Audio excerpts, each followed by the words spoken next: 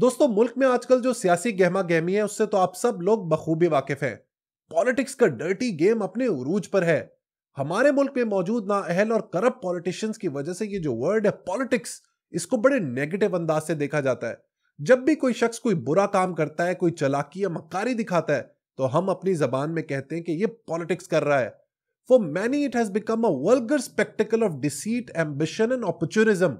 लोगों का सियासी इदारों और पॉलिटिकल लीडर्स पर से ट्रस्ट उठ चुका है। सियासत एक ऐसा गेम ऑफ थ्रोन्स है जिसमें कोई किसी का नहीं है। लेकिन दोस्तों, पॉलिटिक्स एक ऐसा फिनोमेना है जिसने बहुत सारे मुल्कों और कौमों को उठा कर रख दिया है। ली कुआन यू की पॉलिटिक्स ने सिंगापुर को एक थर्ड वर्ल्ड से फर्स्ट वर्ल्ड कंट्री बना दिया। इसी तरह महातीर मोहम्मद की पॉलिटिक्स ने मलेशिया को एक बेहतरीन मुल्क बना दिया। चाइना की बात करें तो डेंग जियाओपिंग ने अपनी पॉलिटिक्स के जरिए मॉडर्न चाइना की बुनियाद रखी। सो politics is not always bad. आज जिस किताब के बारे में हम लोग बात करेंगे वो कुछ ऐसे पॉलिटिशियंस और स्टेट्समैन के बारे में बात करती है जिन्होंने अपने आइडियाज और थॉट्स की वजह से पूरी दुनिया को इन्फ्लुएंस किया। इनके बारे में जानने के लिए मेरे साथ बने रहिए और चैनल को सब्सक्राइब करना और बेल आइकन दबाना मत भूलिए। Let's be back.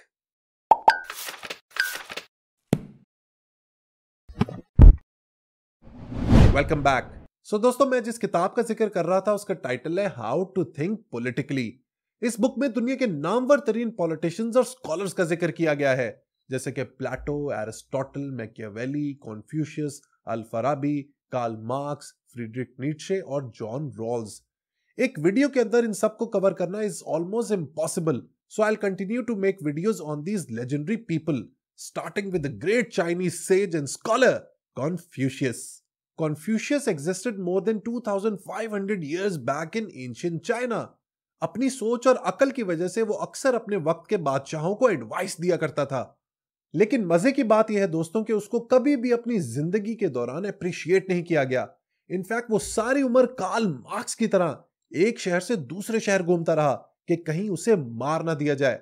लेकिन अपनी मौत के बाद slowly and gradually he came to be regarded as one of the finest political philosophers of all time. Confucius की थॉट का बेसिक आइडिया यह था कि किसी भी शख्स को अगर कोई अच्छा या सही काम करना है तो सबसे पहले उसे एक अच्छा इंसान बनना चाहिए, उसे अपने कैरेक्टर पर काम करना चाहिए। His attitude, passions, thoughts and deeds should be in harmony with goodness.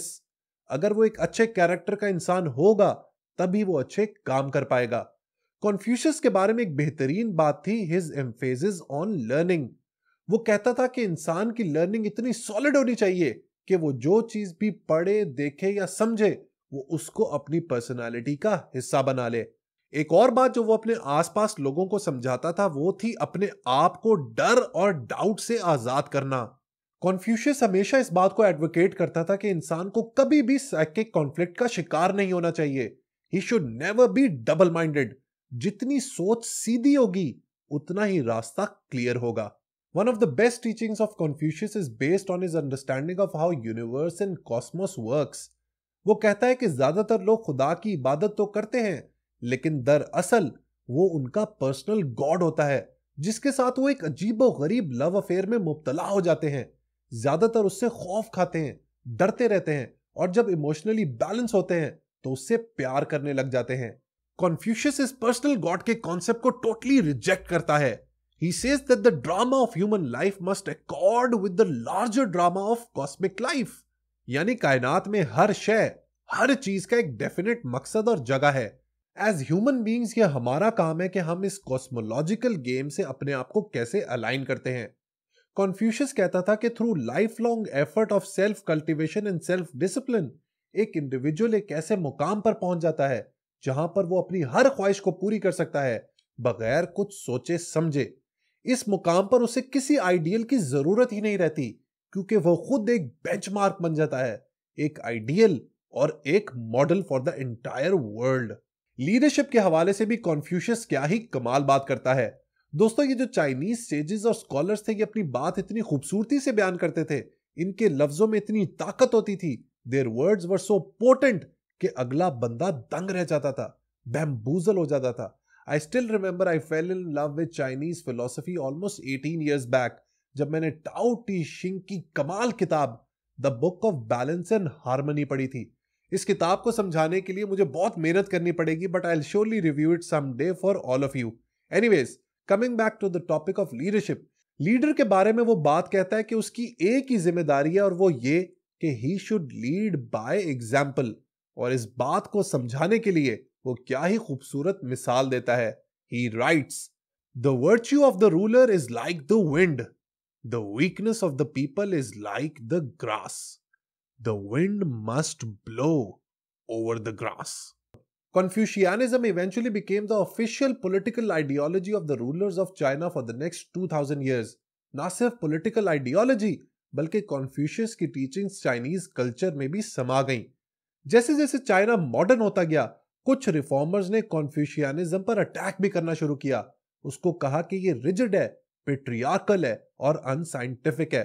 Mao Zedong तो इस हद तक चला गया कि उसने कॉन्फ्यूशियनिज्म को लोगों के दिलो दिमाग से मिटाने की भरपूर कोशिश की, पर नाकाम रहा।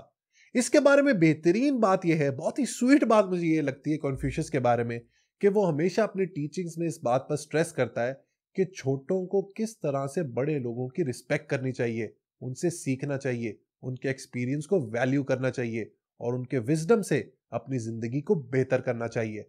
सो दोस्तों, ये तो थी कॉन्फ्यूशियस और उसकी टीचिंग्स के बारे में छोटी सी गपशप।